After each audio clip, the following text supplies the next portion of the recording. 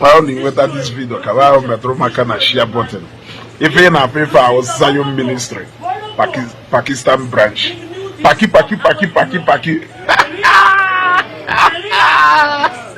There's a one we Hana Tandi.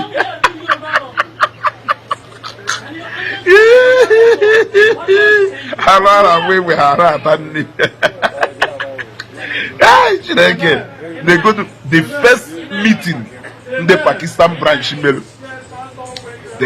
They know the number of people turn up. Na the first meeting in a country far away. Ayema na area ebe Pakistan belong. Malo religion dominated eba. Yet they were able to gather this kind of numbers na their first city. E cannot Nigeria no moeneku na the end of Zion ministry will come na December 2024. For the Quima for the na they can dey mualisi.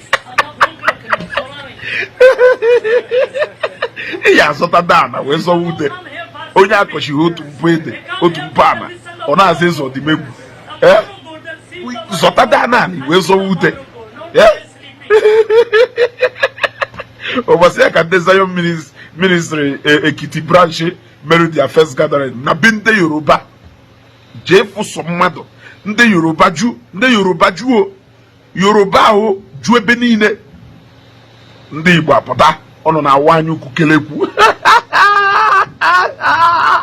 mme defeat ona ọdụrụ unu too painful ona ha no ife una do go defeated as far as ndụ concern una do go defeated as far as ndụ concern, but I will make that defeat to be more painful and obvious to you people. What I go to be more painful and obvious to you people. Even decide on I am mighty business, you know. Stand there, Omenala buze zu okwase no ekwehu na akwuse. Okwehu na stand. Okwehu na establish. Ngunu feel ono oka di Ishi di easy. Ono feel ono ibido oka ni establish oka di easy. No shall sure anyhow. Ono ya chukwu nie anyhow. If it take me decades to build and stand, ono feel na within a twinkle of an eye with just mere noise, without even any substance na noise ono they make. Ono nwere ike ime and the death is gone. Oka na ngwaje no establish Omenala bu uzo eziokwu na join one forces ono build where ka I see there your photo on Facebook. Pakistan branch. Look at it. Just look at the number of people behind at the first sitting. So only I say now by December 2024, na Zion ministry, Yahoo history. A bell onya and a bell. Only some people do good need they live na Dream Island. The whole life happy grown on what they are living it in Dream Island. Illusion that can never come to reality. That can never come to reality. Do you even know that name will more members of Zion ministry are there physically na that Zion ground than people na be about? Do you know this one? Came and came and also. In my name will more people are no physical na Zion ground but they are members of Zion and they are participating more than 100% on the activities of Zion ministry. Do you know that? You don't know. Okay, apart from Lagos branch, in my name will USA branch, in my name will UK branch, in my name will branch na India, in my name will branch all over the world, worldwide. In will idea, only in idea. So ngwakelebe yakusi ebuko be decide there today. Kokusi hold physical service, maybe the only online service. A back a commitment to your Harian and so with the more something. Yes. Okay. All know na Zion now run their program. And they were more than 50-something thousand people now watch here from beginning to end. how many of those 50 something thousand people now not present na Lagos ebeni onya we full need jenu build wa unu discover go okay no nchoro ko unu mebezie omenala buze eziokwu. Why can't you people put energy into building that church unu establish goal? Una yeme the same members na abia since eju everyday can abia we luota the same number increase bohoche e go to more shares e got to go a move bo from a bidolie to a bigger space e got to go oh highest obosi ndị mpo youth na-eji eme meeting ebe a eburi ebuja outside nke Port Harcourt branch ka nọ na mmadụ 12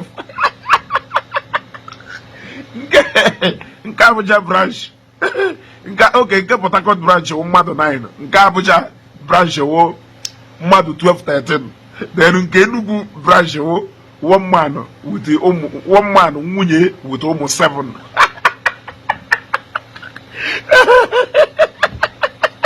ha wee je mepe nke obodo ha je mepe Indonesia ka ọgụnụ nke a m gwara ụnụ na ụmụ dị ise na-eme ha gbachi onwe ha n'ime ụlọ gbawa mkpụrụ mmiri gbachaa mkpụrụ mmiri sebe afịa sechasịcha afịa ha abịa mee soshal midia abrakadabra ọgụnụ ọdụdụ ife zọta danụ na anụ na-ewe zọwa ute ọwụ onye akọchighị otu mpụ ede mpaana ịkọchighị otu mpaana ịchọwa ka etuweghu ịzọdịmegwu zọta daa na anụ na-ewe zọwa ute Zion and the other churches, not only Zion, do too big if you we bring it down.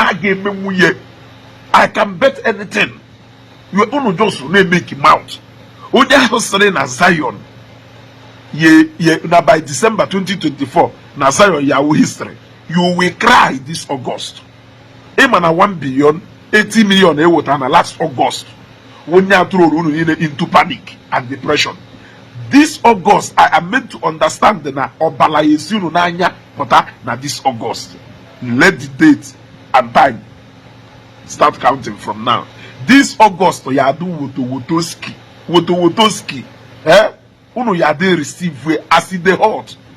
Onye oweriwe nyaje kuwisi na kota. Then because ndana gomi how old kuno yado? We shop that yini no na go. No more anything on the base go. In fact, you are motivating me to be talking the more because now I don't convince ni ife neku na aba n'ime medula obrangata o na emetu go no mi okpukpo onya ki jago mi ụfọdụ na-agazi as far as ịbata n'ime inbox ka ha wee bịa ka ọnụ ọfụma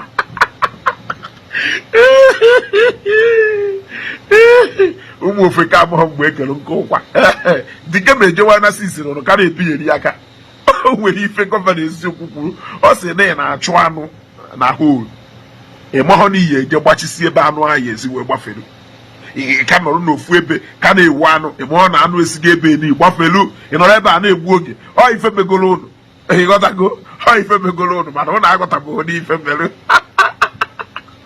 This is Zion Ministry Pakistan branch. It's like other branches is ebu nike. It never happen ever. I don't know. I will make this defeat more painful for you people. I'm telling you. Before you develop heart attack here. Yes. Hence you decide that answer na. Yeah. Onye na-esi n'isi wege. Amabana gana. Esiwege. Amabana gana. Aka ugo nwanne no woge. Ezugo.